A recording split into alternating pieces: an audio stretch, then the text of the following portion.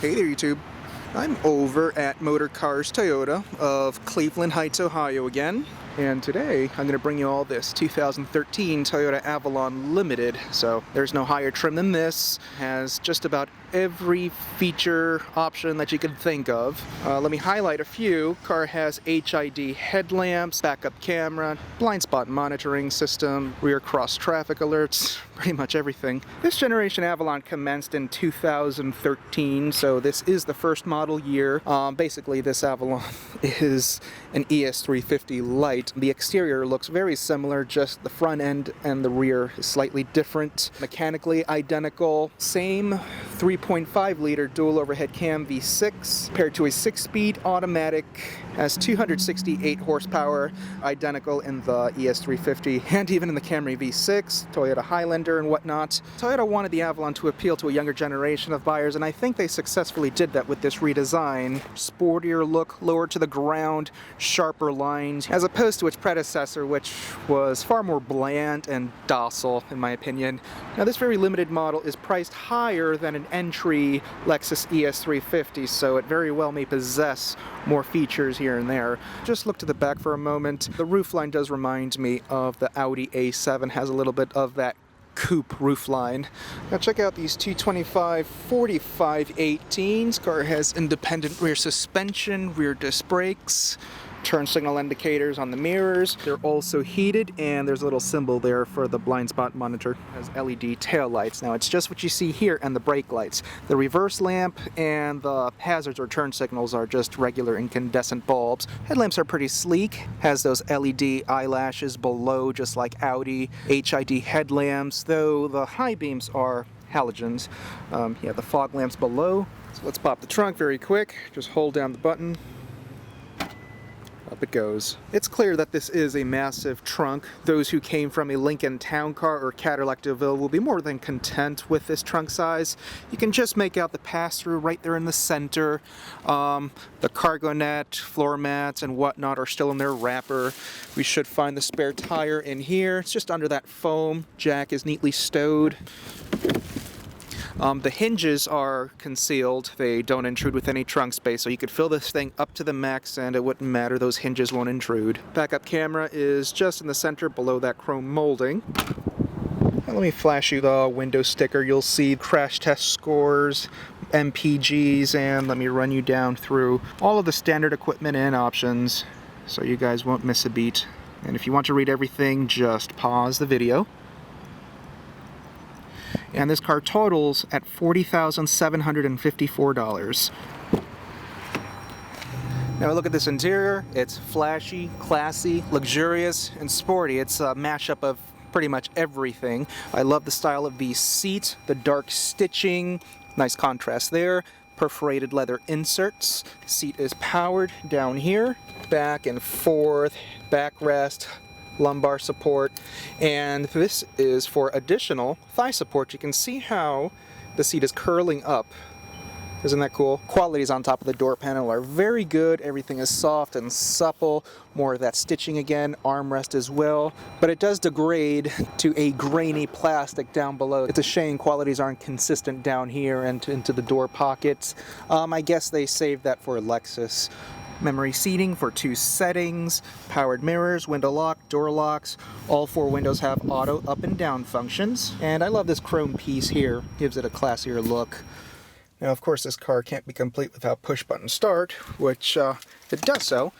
And that is the ignition switch right there.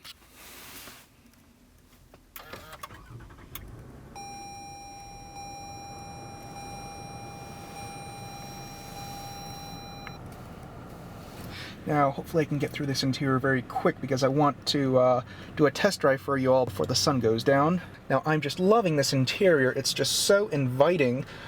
Just the place you really want to be in for hours and hours and hours. These seats are absolutely comfortable. They're basically thrones. Lots of torso support and thigh support, though the passenger side doesn't benefit from the thigh support extensions and whatnot. Lots of leg room. The center console doesn't intrude. Lots of shoulder room. Really, I am not pinched at all within this interior. I'm just loving it. Everything is soft to the touch and padded. This likely is the best interior Toyota ever made for the Avalon. That is just a fact. Now check out this glove box. Not really massive, but you can store a decent amount of things in there once you take out the owner's manual.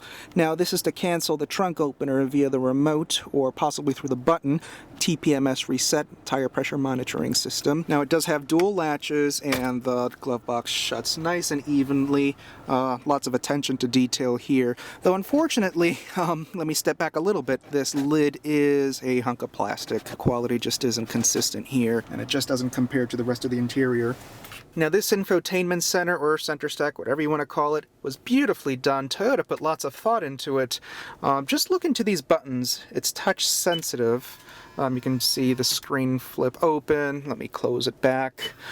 These buttons just reminds me of the Motorola Razr flip phone from 10-12 years ago. Once again, we meet Toyota's Entune system. Pretty much the same exact thing that I showed you in the Highlander, just again that the layout is slightly different. But overall the setup is very similar, as you can see. Whatever you touch is very responsive. This thing does have satellite radio, HD radio, USB, auxiliary, and whatnot. I'll show you where all of those things are. This car does sport a JBL audio system, so it should sound good. Down below we'll find the dual zone automatic digital climate control. Again, we have these touch sensitive buttons. I love the screen here and how the clock is just in the center. Toyota finally got rid of that ugly digital clock from the 80s that we've seen in the Highlander, Corolla, and whatnot. And I love the fan adjustments. You can slide it like so, or just tap away with the positive and negative.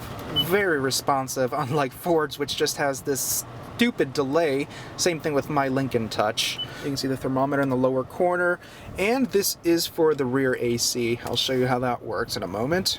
Move back up, the hazard is obviously in that corner.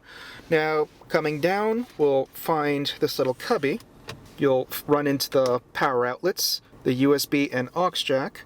And this is quite a usable space. Once you connect your cell phone, you can route the cord through this little pass-through right there. That little slit, and toss your phone on top or into the cup holder. Very nifty. The top of this lid is padded. It was nicely done. Now there is one downside here. This center console is just one hunk of grainy plastic. It's quite out of place considering the rest of this interior is, for the most part, of high quality. It's just not very consistent here. And it runs through all the way to the back. Fortunately, on top of the cup holders, they had to pad this so that it could match the armrest lid here. Anyways, those cup holders are pretty deep. You can fit pretty large drinks, and I'm quite sure there's mood lighting inside the rings over here of the cup holders. It's just that it's so bright you can't even see it. The shifter feels good in your hand. It's leather wrapped. Again, this is a 6-speed automatic. Drop it into S mode, sport mode, select shift or manual shift mode, whatever name you want to call it or whatever Toyota calls it. And you can manually shift up and down, or you can use the paddle shifters on the steering wheel, whichever you want to use. And let me show you the backup camera. There we go. Again, this car has the cross traffic alert. Say if you're in a busy parking lot and you can't see to the side, it will alert you if a car is approaching. So that's pretty handy. And as I put the car into reverse, the mirror is tilted down so you would be able to see the curb if you're parallel parking. You saw how they tilted back up. These are the controls for the heated and cooled seats. Both the driver and passenger benefit from that. To access these controls, just push the button and they come out. And right now, the seat should be cooling up. Armrest is very soft and plush, and it does slide forward, like so, just a little bit. Once you open it up, we'll have this little storage container. And there's another power outlet hidden right there. The steering wheel does feel very nice in your hand. It's leather wrapped, exposed stitching, side bolsterings. Here are the controls for the radio, the navigation controls for either the infotainment system or that little display again in the middle of the instrument cluster. This button over here fluctuates the little display. It'll find your average MPGs, distance to empty, and whatnot. Hands-free controls. The paddles are right behind the steering wheel, so once you drop the shifter into sport mode, you'll be able to manually shift right through the steering wheel without having to take your hands off the wheel. Steering wheel does tilt and telescope, like so. It is quite interesting how it's not powered. I'm assuming they saved that for the Lexus again. And the cruise control is in the corner right here. Here in the turn signal stock, the headlamps, you could leave them in automatic, and this is where you turn on your fog lamps. And to this side, your intermittent speed wipers. This is where you adjust the delay. Pop the trunk, stability and traction control, BSM, blind spot monitor, and this is to roll up the rear shade. Like so. Pretty nifty. Headliner is plush somewhat, doesn't exactly feel like a bulletin board. Sunroof shade. Handles, they're slightly damped. The sun visors are very thick and cushiony. Should have the mirror and vanity light, like so. Yeah, very nice. It's the same deal on the driver's side as well. And these sun visors do extend, so if there's sunlight annoying you, you can just slide it and you can block it away. Map lights or dome light. This is the mood lighting switch right there. Again, this is if you want both lights to come on. Roadside assistance, holder for your sunglasses, and this is where you open the moonroof or sunroof, whatever you want to call it. Sunroof too. Opens and closes automatically. You don't need to hold it down. Here in the rearview mirror, it's dimmed. You have your compass in the upper right corner, as you can see right there. The HomeLink garage door opener is on the lower portion of the bezel. Essentially, it's a universal garage door opener. Look into the back seat, you can see it's very roomy, but before I get to that, qualities on the door panel are very good. Everything up here is soft to the touch. The armrest is nice and soft. Yeah, the design of these seats look very good, sort of mimic the front seat somewhat, even though it's bench style, and you could fit 3 passengers here. The seat pockets behind both seats, and we should run into this armrest. I love how the lid has this wood trim on top. There are your cup holders, and there is the little pass-through for the trunk. Let me just open it, like so. Now I have the seat adjusted to where I prefer. I'm 6'1", and this is the room I've got here. It's somewhat of a pinch, but my knees aren't touching the backrest, so it's more than adequate here. I wouldn't mind sitting back here if I had to at all for hours and hours. And fortunately, we have climate control adjustments. You can only adjust the temperature here. Rear heated seats for both the left and the right side. Thigh support is just adequate. Naturally, I always wish for more, but it's tolerable. You won't be uncomfortable sitting back here. Now we'll look at the 3.5 liter dual overhead cam V6, independent variable valve timing, codename 2GRFE. Really not much else to see. Everything is covered up. Same exact engine you'll find in the Sienna, Highlander, Camry V6, ES350, and many other Toyotas. 268 horsepower, and once again, paired to a 6-speed automatic. Pretty conventional stuff here.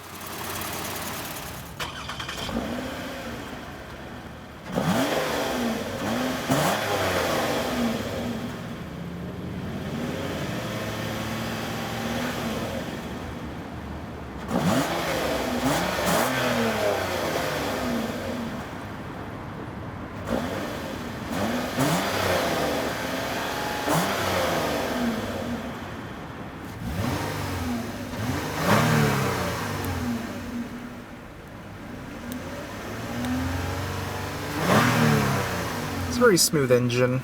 With the door closed, that it's very silent in here, but you'll still hear the grunt of the engine.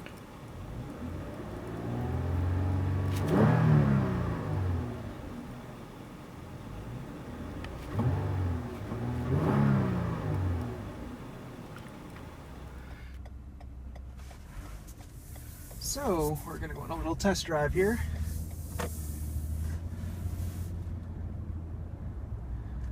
Now, my experiences from that hybrid I drove a while back do carry over here. This car is just so silent. Oh, bloody hell. I need my sunglasses. Yeah, I mean, this is an extremely quiet car. The ride is a tad on the firm side, but nothing harsh or anything displeasing. It's a very well-mannered car. That 268 horsepower figure, you can definitely feel that this car is lacking a little bit of oomph. But still, it's not a slow car. It's very peppy. Definitely fast enough and adequate, in other words. The steering wheel it's a little bit soft for my taste.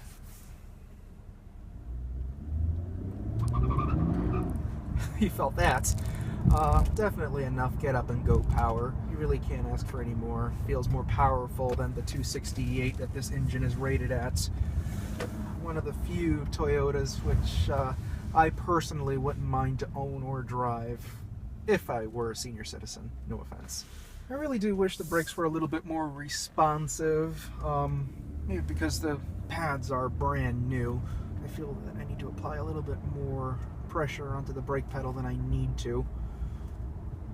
I'm sure it'll just break in. This car only has 56 miles on it, so I'm pretty sure that's the explanation to that. I do love how this 6-speed automatic works. Gears don't feel tall, nice and short. There is a little bit of torque steer. I noticed that the steering wheel wanted to veer towards the right a little bit, though it's nothing major.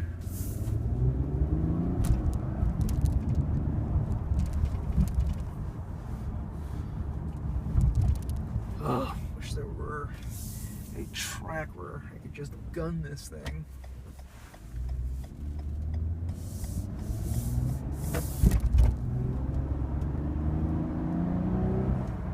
Give the Avalon a look, won't disappoint.